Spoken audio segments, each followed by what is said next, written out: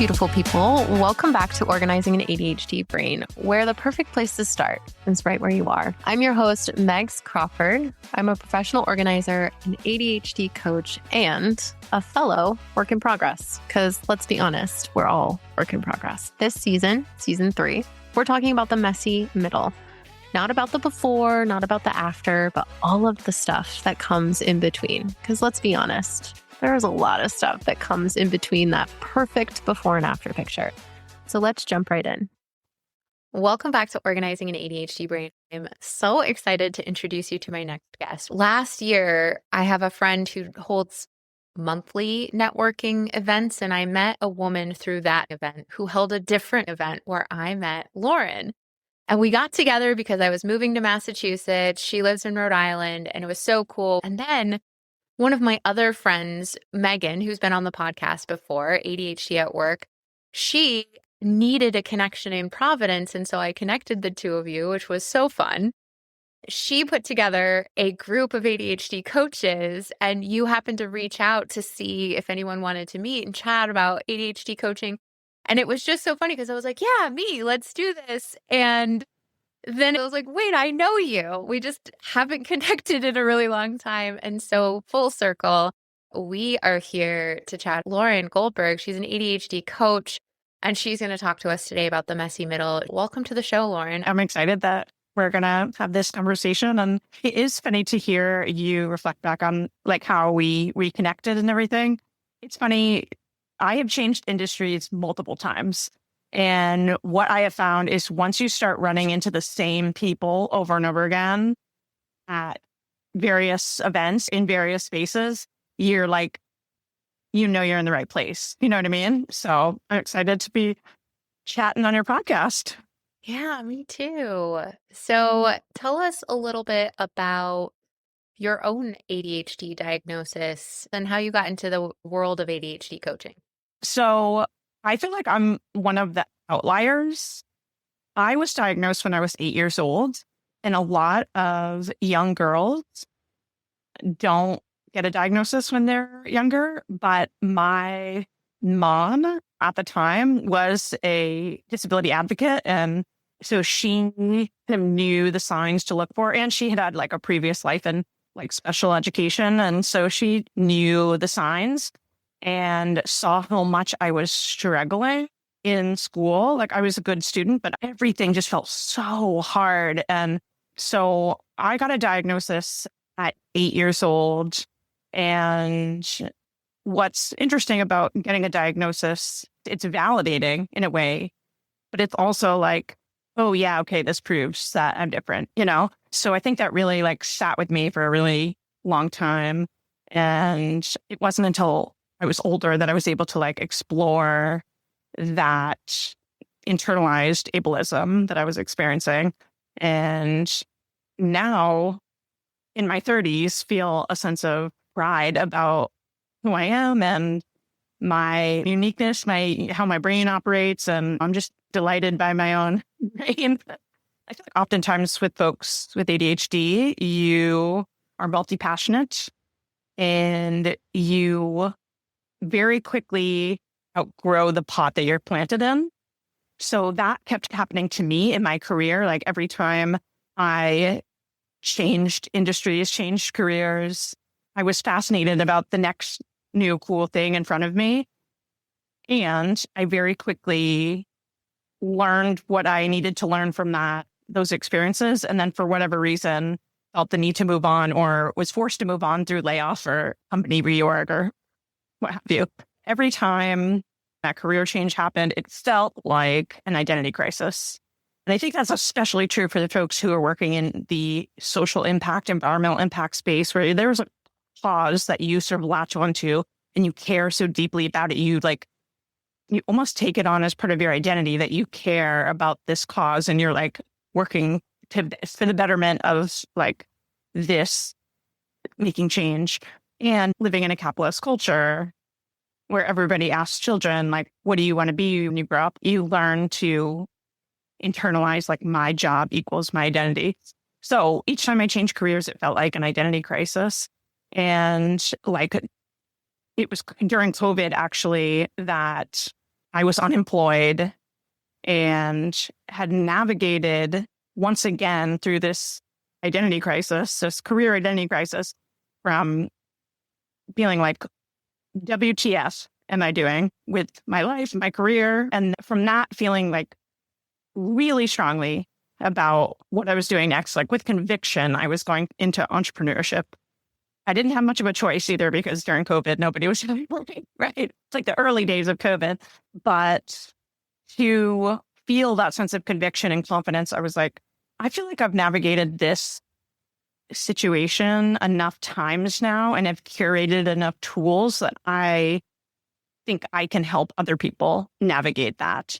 And so I tried that out for a few months, and it turns out that I could. It was really transformative for the pilot clients that I worked with. And and then I turned that into a business. So what I call myself is a career self-discovery and leadership coach.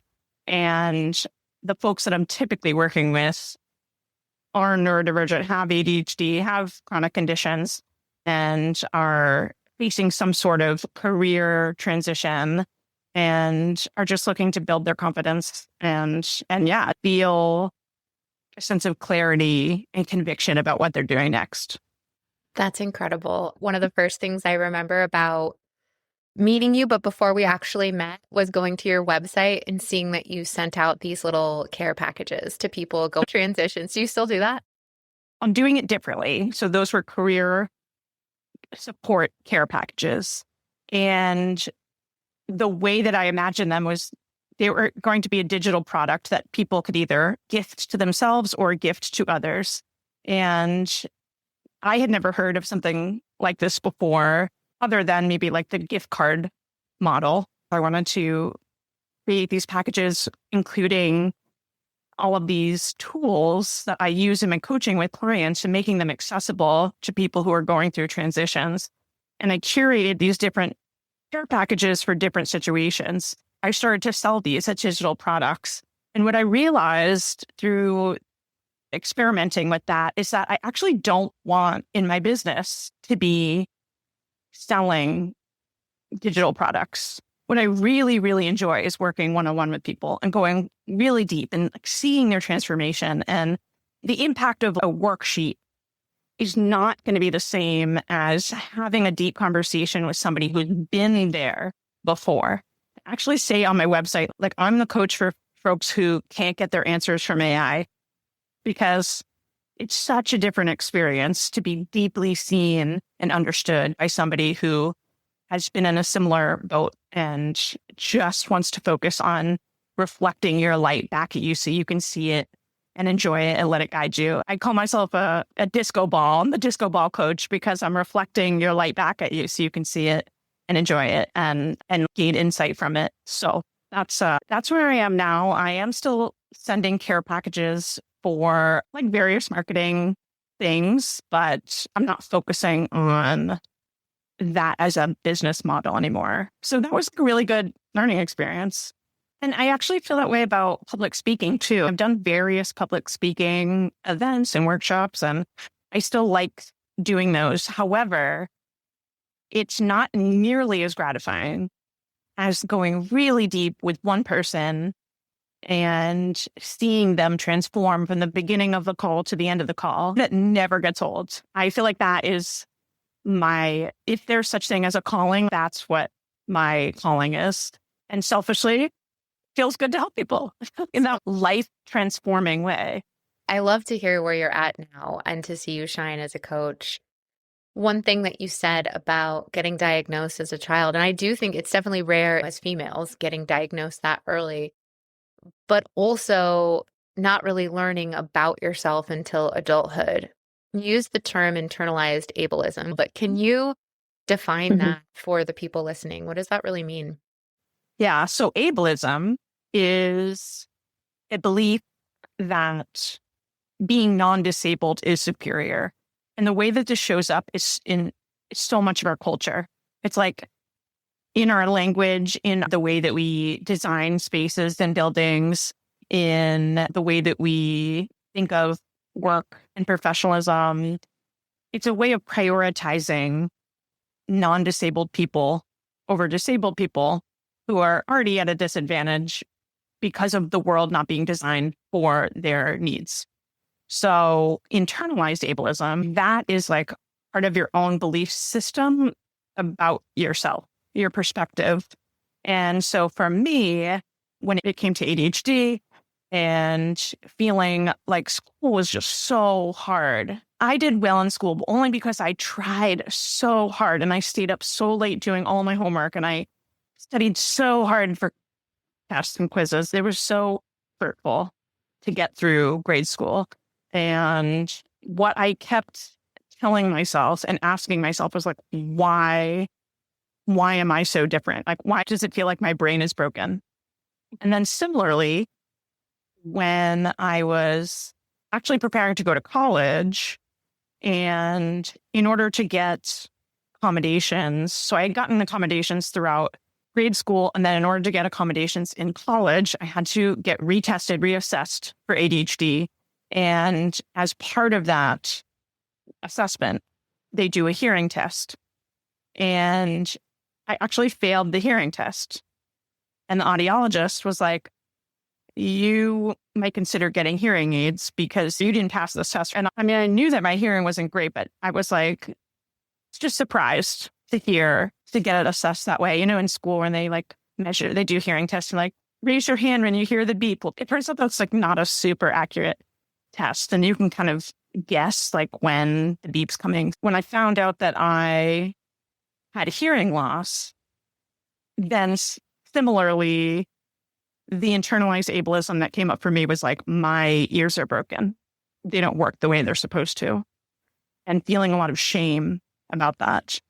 And that really impacted how I advocated or lack of advocacy, self-advocacy for a while, and wanting to hide my hearing aids. Like even the way hearing aids are designed, if you have the privilege to get hearing aids, not everybody does have the privilege to get assistive technology. But at the time, I was hiding my hearing aids, and they're designed to be discreet in like just skin color so that people don't notice them. And it's just like the way that they're marketed is ableist. Having just internalized so much of that, it's been a journey to try to excavate that and feel like my disabilities are a part of who I am, a part of what makes me a cool human, and gives me such a powerful perspective on the world. And I'm finding now through having my own business that a lot of the folks that are coming into my world, into my circles, are like, the way that you talk about your disabilities is what like drew me in. And so, yeah, it's been a journey. I think your journey is fantastic to be able to describe yourself as a disco ball that reflects your light back onto someone else. That's so beautiful. And it doesn't happen overnight. You know, you got reassessed for ADHD, which is hard enough on its own. You find out that you have a hearing loss, and now you're wearing hearing aids for the first time. First, what was it like to wear hearing aids to be able to hear in a way that you didn't have that previously? Yeah, I remember, the TV sounded different, the radio sounded different. I had been able to get by for so much of my life without hearing aids, but my hearing loss happens to be the middle decibel range, which is where human voices fall. So when I was hearing music, I was like, wow, this singer's voice sounds so different. So that's one thing I remember when I first got hearing aids at 17. Wow. So how does one go from getting this diagnosis or re-diagnosing, and then, of course, now understanding that you have a hearing loss into a disco ball? How do we get to disco ball level? There have been various milestones that have helped me navigate that and excavating that internalized ableism. One of those was in 2020, I started taking American Sign Language classes. And when you take an American Sign Language class, oftentimes they talk about deaf culture and the way that deaf people see their community, see like how they navigate the world, what deaf pride looks like.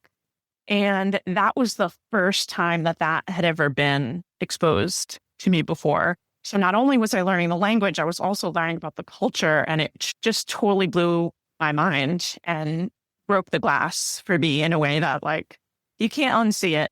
There are so many deaf people who love being part of the deaf community because that's where they feel comfort. It's where they feel accepted. Sign language is its own language, and the deaf community could be considered its own ethnic group because of all the ways that it's so different from other communities, and it just has that rich history and the language and everything. So it just has been really inspiring, and I've continued to learn sign language.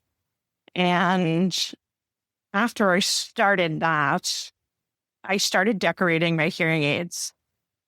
So I went from hiding my hearing aids and wearing my hair down and feeling shame about them to decorating them and posting about decorating them on my social media. And I remember the first time I did that, I was literally shaking.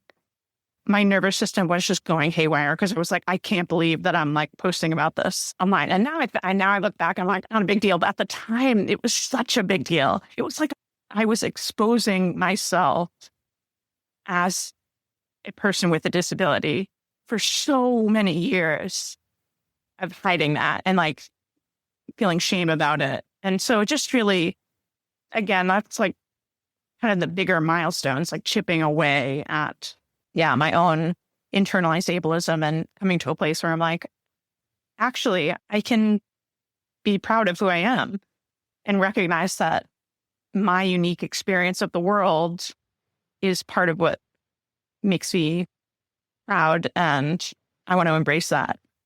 That's really beautiful. I'm so excited to ask you more questions about it because my mom was born hard of hearing and she grew up with hearing aids. And my grandfather didn't want her to be a part of the deaf community. So he had her wearing hearing aids. But back then, there was no such thing as disability advocacy in schools. So she was made fun of. She was chased. It was awful, the stories that I've heard. And the hearing aids back then also weren't discreet. You couldn't hide them. You had to wear them around your neck, this big thing, and then they attached to your ears. And so she would hide it under her desk and she would just pretend. She learned so much of her life just pretending and nodding along and laughing when she saw other people laughing and reading lips like crazy. What was interesting to me was I always assumed, definitely ableism, now that I'm knowing the term, I assumed that she always just wanted to hear. And of course, that was a thing that she vocalized. But when it came time for her to get a cochlear implant, I thought that it was going to be this amazing experience where she was just so excited on the other end. I couldn't imagine it being anything else. And yet she described it as it was this loss for her because when they install the cochlear device, they have to take out the remaining hearing. And it was just such an interesting thing to see her go through. But it helped me start to understand the deaf community from that perspective too, is that they're not necessarily looking to hear. They're happy the way they are because that is what they know. And I just loved your description of it too. You're not necessarily part of the deaf community, but you're not a part of the hearing community either. So navigating this in between of discovering who you are in the middle of the whole thing. I know the theme this season for your podcast is messy middle, and that's like how I have felt and definitely still feel a bit of, even though I grew up in the hearing world, and as my hearing deteriorates, it gets harder and more challenging and more tiring to operate within the hearing world. And then on the flip side, I'm still learning sign language, but I'm not fluent yet. I'm conversational, but I'm not that confident in it yet. And it makes deaf spaces very intimidating. So I have to really like psych myself up to be like, I'm going into a deaf space. I'm only going to use sign language, and really respecting their culture and their space. But I know I need to do that in order to like feel a part of that community and make friends and like really just break out of my shell. So there's that piece. And then you also talk about your mom's experience with cochlear. And I'm at the point now where I've worn hearing aids for, I'm trying to do math. How old am I now? Yeah. So like almost 20 years. And my hearing has slowly deteriorated. And like the reality is that hearing aids can only help you hear so much, right? They're not like glasses where they like correct your sight. Sure. The hearing aids are assistive, but there's only so much amplification that can happen through the hearing aids. And even if I get the top of the line, absolute best hearing aids that are out there, there's going to be a point where I'm not going to gain all that much in terms of like recognition, like verbal recognition and clarity. So now my audiologist is suggesting that I consider cochlear. And I just feel so conflicted about that, because that question of like, how much do I put my body through to try to exist in the hearing world versus just embracing myself as a deaf person and like trying to be more ingrained in the deaf community. And I know there are so many perspectives on cochlear in the deaf community. Like you said, like there are a lot of folks who are like, don't try to fix me with your technology. I don't need that. I got my language. I got my people. I'm good. And so there is kind of this messy middle that I'm existing in where I'm like, I'm not quite sure what my next move is. But the thing that does feel good to me is continue to learn sign language and continue to push myself to be in deaf spaces and build a community there, be part of that community. So next week, I'm actually going to be in DC for a week-long ASL immersion. And that's like the most intensive thing that I've signed up for. So I know it's going to be so challenging, but I'm really, really excited to challenge myself in that way, right? To just be there, be in it, and experience the deaf community in a way that I haven't before. That's so impressive that you signed up for that. I'm so excited for you. The way that you speak about putting yourself in uncomfortable positions so that you can get comfortable with it is really powerful. And I just want to highlight that and celebrate you for it, because that's so much of what I've noticed my own clients going through and my own self going through is sometimes we get into this comfortable space. It's not necessarily comfortable, so to speak, but it feels real. It feels certain. We know what's going to happen next. And when we get uncomfortable, we don't know what's going to happen next, but it helps us grow. And so thank you for sharing those spaces, because there's so many unknowns and each person's experience is so different. And then navigating ADHD at the same time, that's a whole nother thing. I talked to this guy once who was talking to me about how to, I don't know, he said this service that he was offering that would make ADHD symptoms go away completely. It was so interesting because after the conversation, I was like, this was in the very beginning of me starting the podcast. I was like, I don't even know enough questions to ask questions right now because it sounded so strange. But I started to think, if someone told me that I could let go of all of my ADHD, whatever that means, and be someone different on the other side, would I? I was almost a resounding no. And still thinking about it today, I'm like, I don't even know where that would put me. I'd have to relearn being this whole new person. And what would that really mean? Obviously, that's not as realistic as what you're going through right now. A lot of us are in our own messy middle right now. I appreciate that. And it just makes me think of all the things that I'm really grateful for because I have disabilities. Like I said, it's not always super easy because I'm existing in a world that is ableist and very much not designed with my needs in mind all the time. But what I'm able to recognize and be delighted by is how, on the ADHD side, I have incredible pattern recognition. I am very creative and I'm able to be innovative because I can connect the dots really quickly across multiple categories of things. And I know ADHDers are not a monolith, so everybody's got different strengths and things, but I have incredible leadership skills and perspective because of my ADHD. And I think it's also what makes me a great entrepreneur.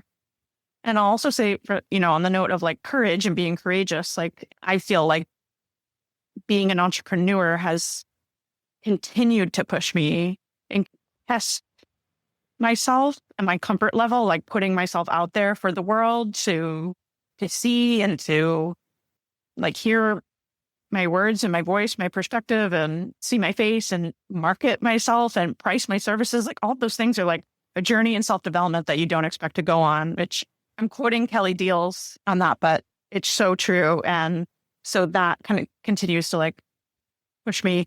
And then just going back to what I was saying before about like strengths, I attribute my being partially deaf. I attribute my incredible visual perspective, like being able to pick up on things visually, and my body and my brain has had to adapt to that because sound was not being processed the same way. So like, yeah, I'm also absorbing information differently because of that. And then on top of that, I have dyslexia. So like there are some superpowers that probably come from that too. And it makes it a challenge for finger spelling. When you're using sign language and you use finger spelling, you're spelling out a word with letters. I still have a hard time like keeping the letters straight in my mind because of the dyslexia. So I have to laugh at that. But it hasn't stopped me. Again, it's just like continue to be a challenge, worthy challenge, a challenge that I want to take on. When I was younger, I think I had this perspective that everybody had to be this well-rounded individual that was good at a lot of different things, right? A jack of all trades, but a master of none. Yet when I find I meet individuals, everybody's good at these one or two incredible things, and not because they're trying really hard at it. It's just something that they're passionate about and they have been for a really long time. And then there's these other things that they're just falling short. It just reminded me of the deaf community. And you were talking about spelling and I'm like, they must be such good spellers. And I have never put a lot of effort into spelling at all. There's so many things that you don't even give a thought to. It's interesting to show up and say that you're hard of hearing, because I used to introduce my mom as hard of hearing and people just wouldn't get it. And so then I would introduce her as deaf, but they wouldn't understand that either. And then now that she's older, most older people wear hearing aids. And so they're like, yeah, so does everyone else. Also still not getting it. And it's so hard to describe my mom and then to also help people understand what her lived experience, as if I need everybody to understand when I meet them, right? And that's another thing I need to work on. Like, it's okay that not everybody knows my lived experience in this space, but it's such a messy middle to not know how to describe that to someone. I have had a similar experience with that. I used to say that I was hearing impaired, and that term is kind of dated now, and it just has a negative connotation. And then I was using hard of hearing, and I still kind of use that, but similar to your experience, like people don't really know what that means or like how much hearing you have. It's hard to explain. It isn't an easy measurement. And so I now call myself partially deaf. And what I have found is that people take that more seriously. They're like, oh, okay, I understand that you have some residual hearing, you have some hearing, and you may not be able to hear everything. And so when I'm advocating for myself, which I'm much better at doing now, I'm able to say, like, I'm partially deaf and I use hearing aids and I have a Bluetooth microphone that streams into my hearing aids that I use for classes and yoga and workshops and in restaurants, things like that. Having to explain that over and over again, like, it can be tiring, but it's also like, I want people to know. I want people to understand. It's not that I can't hear. I don't hear. My ears don't do that. My brain don't, and I'm no longer saying that from a place of shame. I'm just saying that from a very like matter of fact way about my body. Like, this is how my body is. And it allows me to educate people. And I think it also still surprises people because I am young and because I'm wearing bright pink hearing aids with, like decorated spiral tubes, and I'm changing the color of my mood all the time. I want people to see my hearing aids. I want people to know so that we can communicate better. And there needs to be more effort on their end. I have to tell them, right? I need to say, like, in order for us to communicate, I need you to do things a little differently. And almost 99% of the time, people are willing and are very accepting and actually like fascinated. They want to learn more. They want to ask me questions. And so if I am kind of annoyed by it or shameful about it, it doesn't give them the opportunity to learn and see a different perspective and see that there are many different ways to thrive in the world. And, as a human species, we should be more interdependent than our culture kind of convinces us that we should be. I wanted to bring up one of the things you had said earlier, because the way that you can speak about this now is a place of knowing, a place of understanding what your needs are so you can ask for what you need. And you said earlier, when you first posted about your disability, you did it shaking. And that must have taken so much courage. How long do you think it took you to actually think about doing it before you posted it, before you hit the button? Oh, that's so funny. I think once I got the idea to decorate my hearing aids, I was so excited about it.